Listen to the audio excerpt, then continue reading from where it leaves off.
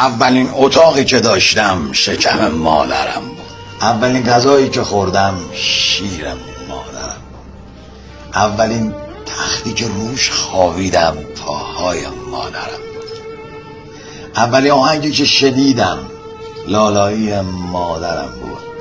اولین عطری که بو کردم بوی تن مادرم بود. اولین پناهم آغوش مادرم بود.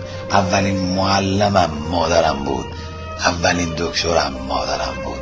اولین دوستم مادرم بود. اولین عشقم مادرم بود.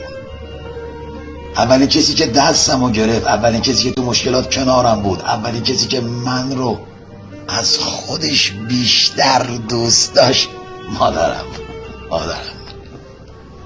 میگن اولین ها هیچ وقت فراموش نمیشن و مادر اولین و فراموش نشدنی ترین آدم زندگی همه ماست. اون وقت ارزش پرستیدن نداره مادر. تو خدای منی، تو عشق منی، تو همه زندگی و دار و ندار من. الهی مادر هیچ وقت احتیاج به ما پیدا نکنی و رو پا باشی و سلامت باشی. سلامت باشی مادر. خدا نگهدار شما باشه.